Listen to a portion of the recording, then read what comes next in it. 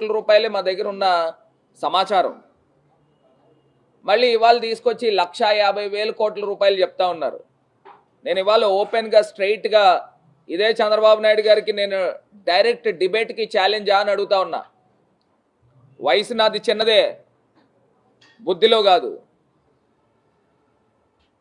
ఇవాళ గౌరవ ముఖ్యమంత్రి జగన్మోహన్ రెడ్డి గారి నేతృత్వంలో సింగిల్ బటన్ నొక్కుతా ఉన్నారు. డైరెక్ట్గా బ్యాంక్ ఖాతాల్లో డబ్బులు పడతా ఉన్నాయి. డబ్బు బీసీల ఖాతాల్లో నువ్వు డిక్లరేషన్ పెట్టుకోలేమో. జగనన్న ఏలూరు సభ సాక్షిగా బీసీలకు ఇచ్చిన మాట ప్రకారంగా ఆయన ఇంకా 75,000 కోట్లే చెప్పారు జగనన్న. కానీ ఇవాళ ఆంధ్రప్రదేశ్ రాష్ట్రంలో బీసీలకి బ్యాంకులో పడిన నిధులు ఎంత అనంటే సుమారుగా 1,70,000 కోట్ల రూపాయలు బీసీల ఖాతాల్లో పడిందండి. ఇవాళ నేనేమి అబద్ధాలు మాట్లాడట్లా, లెక్కలు ఉన్నాయి. ఇవాళ కులాలు ఎన్నైతే కులాలు ఉన్నాయో 150 కులాలు ఎన్నైతే కులాలు ఉన్నాయో ఆ కులాలకు సంబంధించి నేను మాట్లాడుతూ ఉన్నా. ఇవాళ పథకం ఏ రూపైనా కానివ్వండి, నిన్న తెలుగుదేశం పార్టీ వాళ్ళు చెప్తా ఉన్నారు, నిజంగా ఆశ్చర్యం అనిపిస్తూ ఉంది.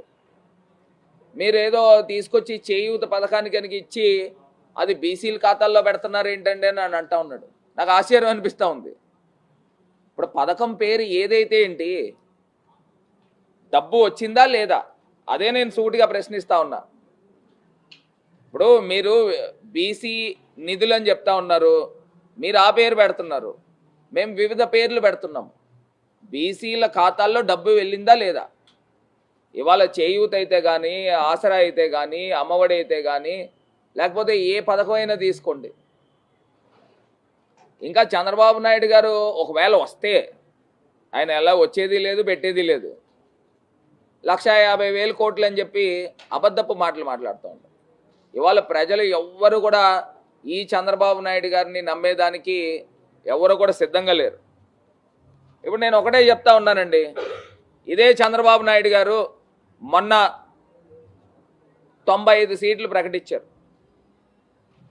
ఆ 95 సీట్లలో 95 అన్న 95 సీట్లలో కేవలం 18 మందికే ఆయన బీసీలకు సీట్లు ఇచ్చాడు.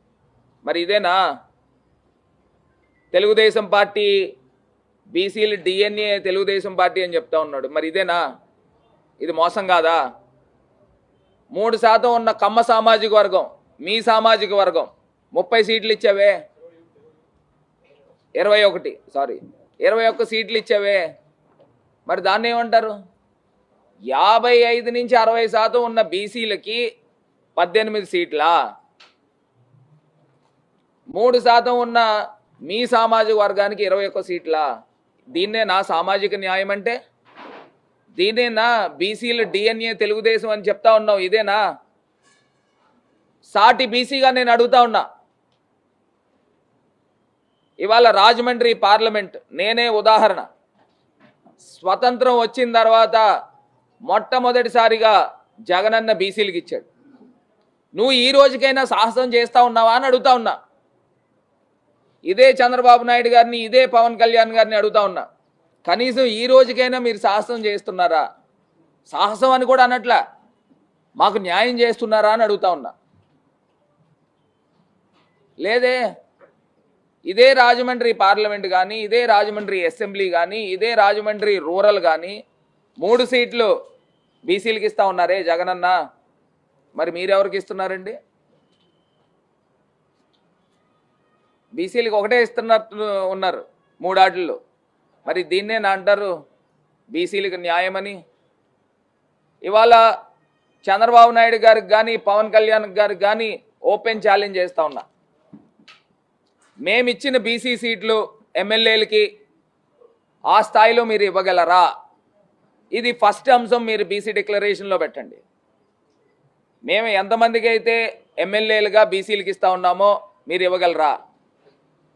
మేము ఎంతమందికి అయితే బీసీలకు ఎంపీ సీట్లు ఇస్తూ ఉన్నామో అన్ని సీట్లు మీరు బీసీలకు ఎంపీలు ఇవ్వగలరా? సూటిగా ప్రశ్నిస్తున్నా. మీ చిత్తశుద్ధి ఏంటనేది ఇవాళ క్లియర్గా ప్రజలకు అర్థమవుతుంది.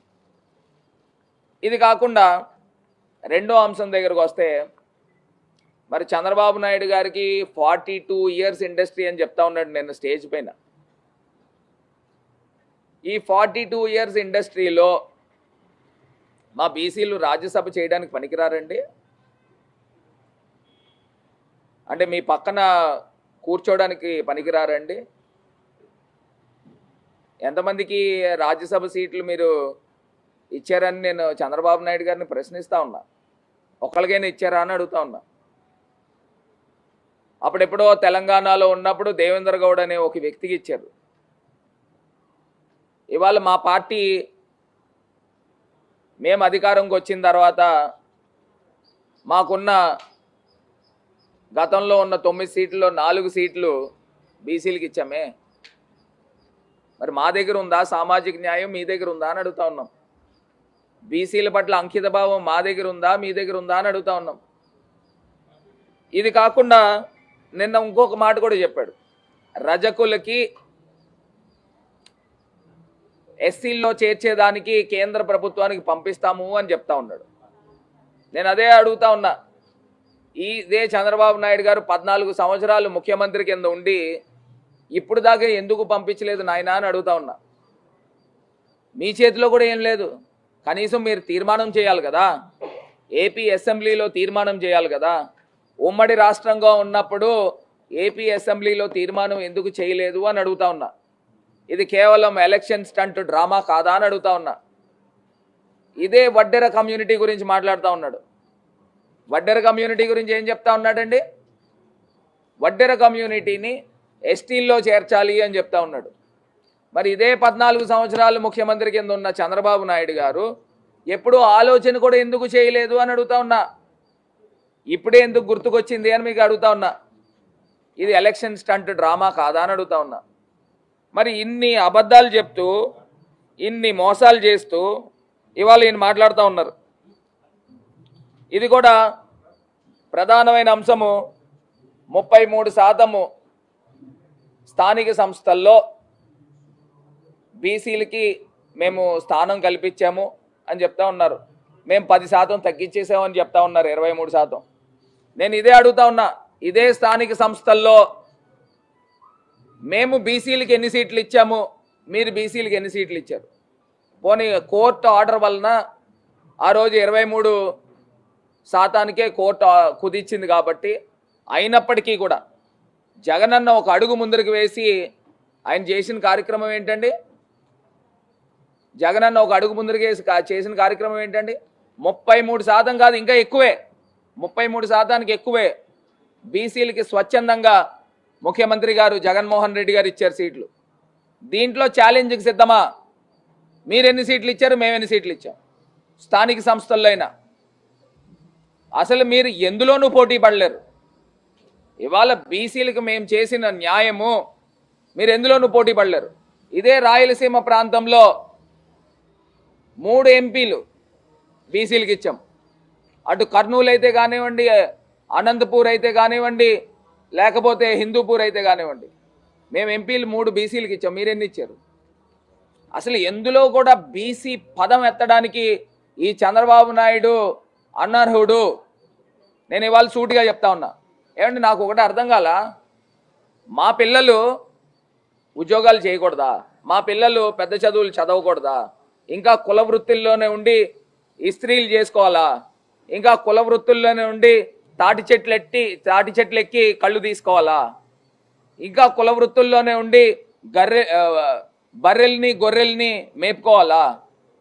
మీకు ఇప్పటికి తీసుకొచ్చి చెప్పులు కుట్టించి మీకు చెప్పుల కింద మేము కూర్చోవాలా? మా పిల్లలు చదువుకోకూడదా?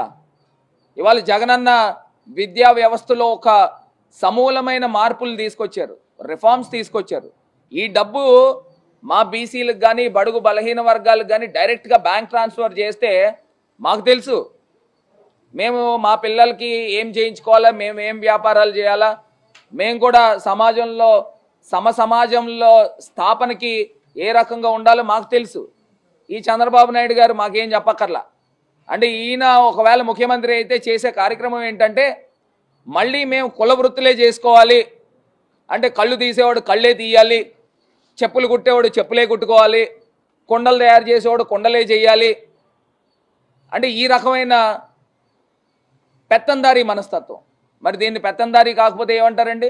చంద్రబాబు నాయుడు గారు మొన్నటిదాకా ముఖ్యమంత్రి కింద ఉన్నప్పుడు ఇదే కత్తిర్లు, ఇదే ఇస్త్రీ పెట్టెలు, ఇదే కుట్టు మిషన్లు ఇచ్చి మీరు కుల వృత్తుల్లోనే ఉండండి, మీరు మాకు ఎప్పుడు పాలేరుతనం చేయండి అనే మనస్తత్వం చంద్రబాబు నాయుడు గారికి ఉంది కాబట్టి అయ్యే ఇచ్చాడు. ఇవాళ జగనన్న డైరెక్ట్గా డబ్బు ఇస్తూ ఉన్నాడు. ఆ డబ్బుతో ఏం చేస్తూ ఉన్నామండి? మాకు నచ్చింది, మాకు తోచిన వ్యాపారాలు మేము చేస్తూ ఉన్నాం. మేము చేసుకుని మేము కూడా అన్ని కులాలతో పాటు అగ్రవర్ణాలు కులాలతో పాటు మేము కూడా పైకి రావాలని కోరుకుంటా ఉన్నాం.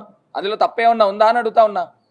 ఇవాళ జగనన్న సుమారుగా 1,70,000 కోట్ల రూపాయలు సబ్జెక్ట్ టు కరెక్షన్, ఒక లక్ష 2-3 కోట్లు అటు ఇట్లో ఉంటే ఉండొచ్చు కాక, సబ్జెక్ట్ టు కరెక్షన్ 1,70,000 కోట్ల రూపాయలు ఇవాళ బీసీల అక్క చెల్లెమ్మల ఖాతాల్లోకి జగనన్న డబ్బు పంపించాడు.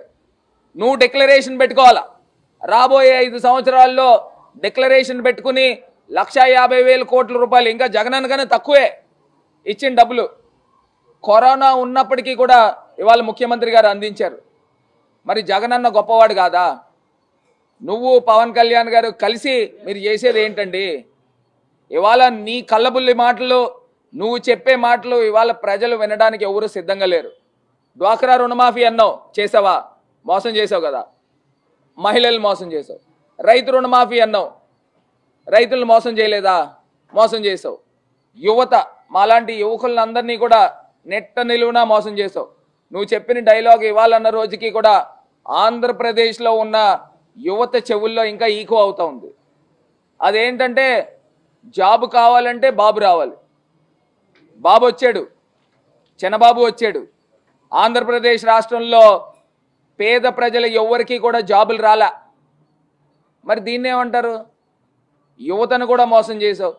ఇంకా నువ్వు చెప్పే మాటలు వినడానికి ప్రజలు ఎవ్వరు కూడా సిద్ధంగా లేరు అని చెప్పి ఈ సందర్భంగా తెలియపరుస్తూ, ఇప్పటికైనా బుద్ధి తెచ్చుకొని జగనన్న మంచి చేస్తే అవును యువకుడు మంచి చేశాడని ఒప్పుకోండి. లేదు ఎక్కడైనా చిన్న చిన్న లోపాలు ఉన్నాయనుకో కన్స్ట్రక్టివ్ క్రిటిసిజం చేయండి, ఒప్పుకుంటాం. కానీ ఇవాళ ఏదో బీసీ డిక్లరేషన్ పెట్టేసి నువ్వేదో చెప్తా ఉన్నావు 10 లక్షల రూపాయలు చంద్రన్న బీమా ఇస్తానని. గతంలో ఇచ్చింది అది ప్రధానమంత్రి గారి పథకం, దాని పేరు మార్చుకుని నీకులాగా మేము ఎప్పుడు పేర్లు మార్చుకోవాలా. మేము ఇవాళ పిఎం కిసాన్, వైఎస్ఆర్ రైతు భరోసా అని చెప్తా ఉన్నాం. ఆ చంద్రన్న బీమా అని చెప్పేసి పెట్టుకుని నువ్వు ఇచ్చేది 50,000 అయితే కేంద్ర ప్రభుత్వం 4.5 లక్షలు ఇచ్చింది. ఇప్పుడు ఆ పథకం మొత్తానికి కేంద్ర ప్రభుత్వం డ్రాప్ చేశారు కాబట్టి పోయింది. ఇది కాకుండా బీసీలకి 50 సంవత్సరాలు దాటిన వాళ్ళకి 4,000 ఇస్తానని చెప్తా ఉన్నాం. నువ్వు చెప్పే మాటలు ఎవరైనా ప్రజలు నమ్ముతారని అనుకుంటున్నారా? దీనికన్నా గొప్పగా జగనన్న రాబోయే రోజుల్లో ఇంకా చేస్తారు, మాకు పూర్తి నమ్మకం ఉంది. పేద ప్రజలకి పెన్షన్లు ఇచ్చే దాంట్లో కానీ, లేకపోతే పేద ప్రజల్ని ఆదుకునే దాంట్లో కానీ, లేకపోతే బడుగు బలహీన వర్గాలని అభ్యున్నతకై కృషి చేసే ఏకైక ముఖ్యమంత్రి జగన్మోహన్ రెడ్డి గారు. ఇవాళ ఏంటండి 5 డెప్యూటీ సీఎంల్లో 4 డెప్యూటీ సీఎంలు బీసీ, ఎస్సీ, ఎస్టీ మైనారిటీలకి ఇవ్వలేదా అని అడుగుతా ఉన్నా. జగనన్న అర్ధ సింహాసనాన్ని తీసుకొచ్చి మా బీసీలకి ఇచ్చాడే, మరి ఇంక జగనన్న కాకపోతే ఇంకెవరు కావాలండి? ఇవాళ అన్ని రకాలుగా కూడా చెప్తా ఉన్నా, ప్రతి అంశంలోనూ ఇవాళ ముఖ్యమంత్రిగా జగన్మోహన్ రెడ్డి గారు ది సక్సెస్ఫుల్ చీఫ్ మినిస్టర్ అని కూడా ఈ సందర్భంగా తెలియపరుస్తూ, రాబోయే రోజుల్లో మళ్ళీ కూడా జగనన్నే ముఖ్యమంత్రి కావాలి. ఆంధ్ర రాష్ట్రంలో ఉన్న బడుగు బలహీన వర్గాలు మేము బ్యాక్ బోన్ క్లాస్గా ఇవాళ ఆంధ్రప్రదేశ్ రాష్ట్రానికి, ప్రభుత్వానికి ఉండాలి అని కూడా మనస్ఫూర్తిగా కోరుకుంటూ, ప్రజలు ఎవ్వరు కూడా అమాయకులు కాదండి. ఇవాళ రాజకీయ నాయకులు మైండ్ సెట్ మారితే మారచ్చు. 10 మంది ఒక రకంగా అనుకుంటే రాజకీయ నాయకులు కూడా 10 మంది ఆ గవర్నమెంట్ బాగాలేదన్నమాట, వీళ్ళు బాగున్నారన్నమాట అనుకోవచ్చు. కానీ ప్రజలు ఇవాళ లబ్ధి పొందారు. జగనన్నని చూశారు, కిరణ్ కుమార్ రెడ్డిని చూశారు, చంద్రబాబు నాయుడు గారిని చూశారు, రోసయ్య గారిని చూశారు, ఇంకా ఎంతోమంది ముఖ్యమంత్రులను చూశారు, రాజశేఖర్ రెడ్డి గారిని కూడా చూశారు. జగనన్న ఇచ్చిన సంక్షేమ పరిపాలన ఇప్పటిదాకా దేశంలో ఏ ముఖ్యమంత్రి కూడా ఇలా. ఇవాళ గతంలో మనం చూసేవాళ్ళం, పేపర్ తీస్తే కాల్మనీ కేసులు చూసేవాళ్ళం, పేపర్ తీస్తే రైతు ఆత్మహత్య ఫోటోలు చూసేవాళ్ళం. ఇప్పుడు ఒక్కటైనా కనబడుతుందా? ఒక్కటైనా కనబడుతుందా? ఇవాళ మార్పు జరగలేదా? ఇవాళ ఆంధ్రప్రదేశ్ రాష్ట్రంలో పేదరికం పోలేదా? మరి అన్నీ జరుగుతూ ఉన్నాయనంటే దానికి వెనకాల ఉన్నది ఏకైక పర్సన్, సింగిల్ పర్సన్, అది గౌరవ ముఖ్యమంత్రి జగన్మోహన్ రెడ్డి గారు. ఇవాళ ఆయనతో పాటు నేను ఆయన ప్రభుత్వంలో ఎంపీ కింద ఉన్నందుకు నిజంగా నేను చాలా గర్వంగా ఫీల్ అవుతా ఉన్నా. యాజ్ ఏ బీసీగా, బ్యాక్వర్డ్ క్లాస్కి సంబంధించిన ఒక ఎంపీగా నేను చాలా గర్వంగా ఫీల్ అవుతా ఉన్నా. ఇంకా రాబోయే రోజుల్లో ముఖ్యమంత్రి గారు మా బడుగు బలహీన వర్గాల్ని ఇంకా పైకి తీసుకొచ్చే కార్యక్రమం పెద్ద ఎత్తున చేస్తారు. ఇంకా మేము మేనిఫెస్టో రిలీజ్ చేస్తాము. జగనన్న మాట చెప్తే మాట తప్పరు, మడమ తిప్పరు. చంద్రబాబు నాయుడు గారు మాట చెప్తే మొత్తం దాన్ని తొంగలోకి తొక్కుతారని ఆంధ్రప్రదేశ్లో ఉన్న ప్రతి ఒక్కరికి కూడా తెలుసని ఈ సందర్భంగా తెలియపరుస్తాను.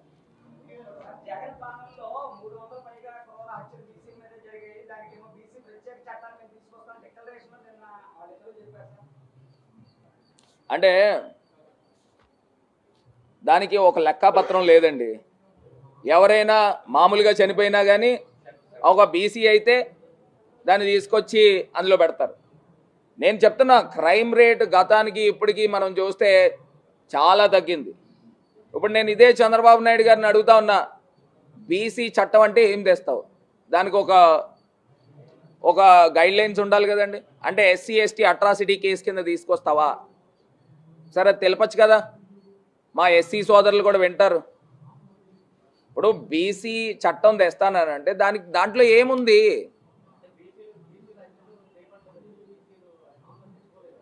కాదు నేను చెప్తున్నా, ఇప్పుడు ప్రభుత్వం అట్లా కాదండి.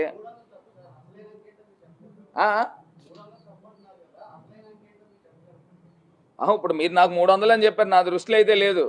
జనరల్గా గణాంకాలు పోలీస్ స్టేషన్ రికార్డ్స్లో ఉంటాయి. మామూలుగా చనిపోయినా కానీ ఆయన ఒకవేళ బీసీ అయితే ఆ లెక్కల్లో తీసుకొస్తున్నారు. ఇప్పుడు యాక్సిడెంట్లో చనిపోయినా కానీ ఒకవేళ అతను బీసీ అయితే లెక్కల్లో తీసుకొస్తున్నారు. దానికి శాంటిటీ లేదు. ఇవాళ చెప్పడానికి ఏముందండి? చంద్రబాబు నాయుడు గారు మాట్లాడితే అన్ని అబద్ధాలే. చెప్పడానికి ఎన్నైనా చెప్తారు. ఇవాళ నేను ఒకటే అంశం చెప్తున్నా, బీసీ చట్టం తీసుకుని వస్తానని చెప్తా ఉన్నారు. ఆ బీసీ చట్టంలో ఉన్న పూర్వాపరాలు ఏంటో చెప్తే నిజంగా ప్రజలు కూడా అర్థం చేసుకుంటారు.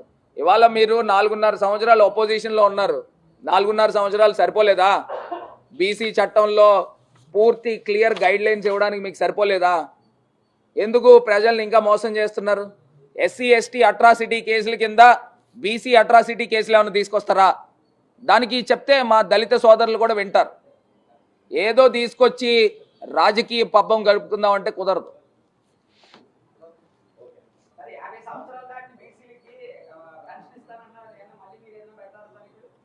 నేను అదే చెప్తున్నానండి. ఇప్పుడు మీకు ఇందాక ఒక డైలాగ్ చెప్పాను కదా, జాబ్ కావాలంటే బాబు రావాలి. ఇది కూడా అంతే. మీకు జాబ్ వచ్చిందా? మీ అబ్బాయిలకు కానీ ఎవరికైనా? అదే మీరు ఎప్పటి నుంచో ఉన్నారనుకోండి. జాబ్ కావాలంటే బాబు రావాలన్నాడు. బాబు వచ్చాడు, జాబ్ వచ్చిందా? ఎవడికి రాలా ఆంధ్రప్రదేశ్లో. వాళ్ళ కొడుకు తప్పితే ఇంకొకటికి ఎవరికి జాబ్ రాలా. అదే రకంగా ఉంటుంది. ఇప్పుడు తెలుగుదేశం పార్టీ కార్యకర్తలు కొంతమందిని ఎంచుకుంటారండి. 50 సంవత్సరాలు దాటిన వాళ్ళని ఆ జన్మభూమి కమిటీలు రాసుకుంటారు. గతంలో మీకు తెలుసా, 1000 రూపాయలు పెన్షన్ ఇచ్చేటప్పుడు 100 రూపాయలు కమిషన్ తీసుకునేవారంట. అది ఓపెన్ సీక్రెట్. ఇప్పుడు ఎక్కడైనా ఉందా? ఆ పరిస్థితులు లేవు. కరప్షన్ అనే దానికి తావులేదు. జగనన్న గవర్నమెంట్లో, చంద్రబాబు నాయుడు గారు గవర్నమెంట్లో జన్మభూమి కమిటీలు పందికొక్కుల్లా మేశారు. ఇదే పని మీద ఉండేవారు. అందు గురించి వాళ్ళు ఇలా ఉన్నారు. మా వాళ్ళు ఏమో ఇలా ఉన్నారు, బక్క చిక్కిపోయి ఉన్నారు మా వాళ్ళు. కాదు డైట్ అది మంచిదే కదా, ఆరోగ్యానికి మంచిది.